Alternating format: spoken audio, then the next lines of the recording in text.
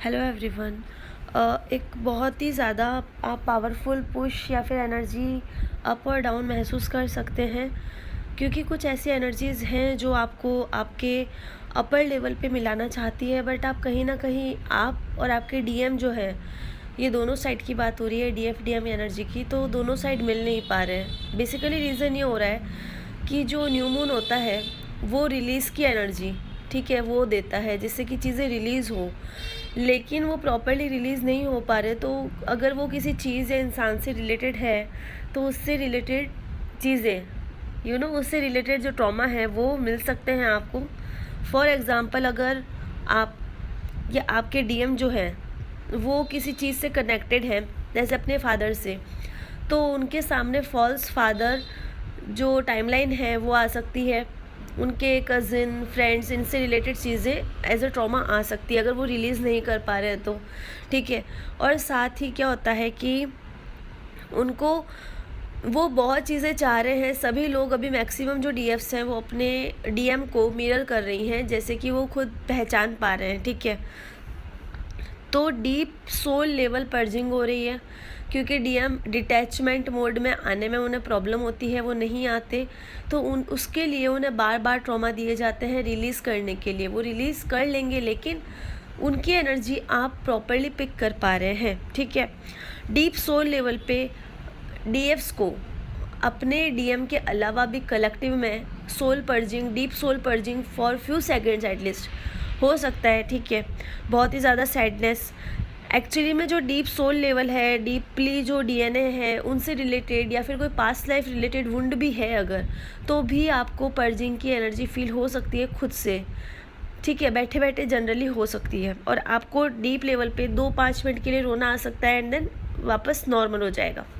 तो ये भी हो सकता है। अनप्लीजेंट अननेसेसरी पर्जिंग जिसे कहते हैं हम डीप लेवल पे, वो हो सकती है, जिससे कि पास्ट लाइफ या पास्ट जो भी डीएनए या किसी भी रिलेटेड अगर आप में ट्रॉमा रह गया है और आपको समझ नहीं आ रहा है, तो वो कहीं ना कहीं आपको पर्जिंग की एनर्जी दे सकता है फुल मून के आने तक, ठीक है, ताकि तब तक चीज़ें रिलीज़ हो जाए और न्यू चीज़ें इंटेंशन आगे बढ़ने के लिए, आपके जो करियर की अबंडेंस और सारी आपके लिए जो वेट कर रही है, क्योंकि ये चीज़ें क्लियर नहीं है, तो आप उसको ले सकें, ठीक है। फॉल्स टाइमलाइन जो है फादर रिलेटेड, मदर रिलेटेड, वो सामने आ रही है, स्पेशली फादर रिलेटेड और कज़न सिस्टर सिबलिंग्स जो भी है इन सब से रिलेटेड फैमिली में। साथ ही अगर आपने कुछ ऐसी चीज़ें हैं जो आपको सीखने की ज़रूरत थी लेकिन आप सीख नहीं पा रहे,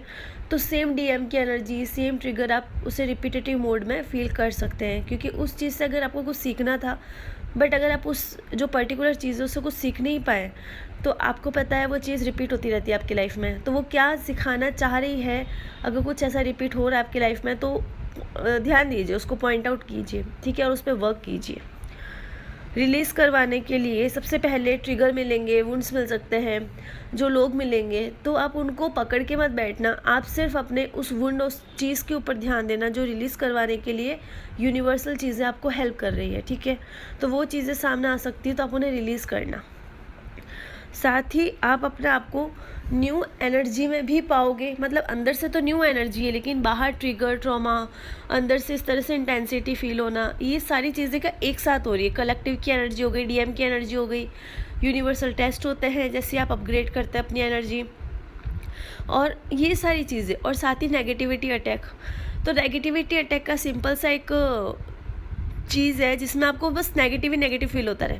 सिंपल है, वो नेगेटिविटी अटैक है, आप उसे रिलीज़ कर दो। डीएम की एनर्जी है तो आप क्या कर लोगे, उसे भी रिलीज़ कर लो, उसको भी पकड़ के मत बैठो। अगर आपके सामने कोई चीज़ रिपीट हो रही है तो क्यों हो रही है उसको पहचानो और उसको रिलीज़ कर दो, ठीक है। कलेक्टिव की एनर्जी है तो भी उसे पकड़ के नहीं बैठना है, कुल मिला के कोई भी एनर्जी उसे पकड़ के नहीं बैठना है। सामने कुछ हो रहा है तो क्यों हो रहा है उसको पहचानना, उस पर वर्क करना है। और पांचवी चीज़ ये कि डीप सोल लेवल पे पर्जिंग बिना किसी वजह से हो रही है, तो उसका मतलब है कि आपका डीप लेवल पे क्लींजिंग हो रहा है, ठीक है, क्योंकि ये सारी रिलीज़ की एनर्जी देता है। जो भी अभी वक्त चल रहा है वो इस तरह से देता है, आपको रिलैक्सेशन और अच्छा इसलिए फील हो रहा है क्योंकि बेसिकली देखा जाए तो सोल उस लेवल पे है जहाँ पे आपने इतना वर्क किया है कि वो बिल्कुल नॉर्मल फील कर सकती है। लेकिन डीएम जो है वो डिटैचमेंट मोड में नहीं आ रहे, सेल्फ लव मोड में नहीं आ रहे, तो आपको उनके ऊपर क्वेश्चन हो सकता है, खुद में ऐसी एनर्जी फील हो सकती है। तो आपको स्टक नहीं होना है। आप स्टक हो गए तो वो हो जाएंगे। आप आगे बढ़ो, आप अपने बस क्रिएटिव साइड पे वर्क करो, खुद को प्यार करो और बहुत सारा पानी पियो, ग्राउंडिंग करो, मेडिटेशन करो, खुद की लाइफ को जियो। आप खुद ब खुद उस जो भी एनर्जी आपको होती है, चाहे खुद की हो, चाहे डीएम की हो, कलेक्टिव हो, नेगेटिविटी अटैक हो, आपको एनर्जी को रिलीज़ करना है, स्टक नहीं होना है, ठीक है। जिससे कि आपके जो डीएम हैं, जहाँ पे अटक रहे हैं, सेल्फ लव में नहीं आ रहे, उनके ऊपर इसका पॉजिटिव इफेक्ट पड़ेगा। अपनी ऑरा को, अपनी फैमिली की ऑरा को, अपने डीएम और डीएम की फैमिली की ऑरा को प्रोटेक्ट करें, स्पेशली आप अपनी और अपनी फैमिली को, ठीक है। हो सकता है आपको बहुत ही ज़्यादा भूख लगे, आप कुछ ऐसा खाना चाहो जो आपको डीएम को पसंद था या आपको कोई टाइम पे पसंद था, ठीक है, जैसे कि पिज़्ज़ा, पानी पूरी, पास्ता और कुछ इस तरह से खाना, ठीक है। दूसरी चीज़, क्योंकि आप मिरर कर रहे हो, आपको कोल्ड, थ्रोट इन्फेक्शन, हार्ट चक्र में हैवीनेस, हेडेक, आपके स्किन इश्यूज़, लिथार्जीपन, कानों में रिंगिंग होना, थोड़ी देर के लिए बिल्कुल सुन हो जाना, ऐसा लगता है कोई एनर्जी आ रही है हैवी लेवल की, ठीक है, या हाई लेवल की, सॉरी, और सडन टेम्परेचर चेंज होना, सडन पर्जिंग होना, ये सिर्फ आपका असेंशन प्रोसेस है, इसमें क्वेश्चन करके अटकना नहीं है। और एक बाकी नॉर्मली वेदर चेंज भी हो रहा है, इस वजह से भी हो रहा है, तो आप इसमें अटको मत कि क्यों हो रहा है, कौन सा चक्रा ब्लॉक है, ऐसा कुछ नहीं है। बेसिकली आप अपना मेडिकेशन प्रॉपरली लीजिए, ठीक है, अपना ट्रीटमेंट जो बाह्य लेवल का होता है वो कीजिए, लेकिन एनर्जेटिक लेवल का है उसका आप ऑरा प्रोटेक्शन करके और अपनी एनर्जी को रिलीज़ करके काम कर सकते हैं, ठीक है। तो इसमें इतना टेंशन करने की बात नहीं है,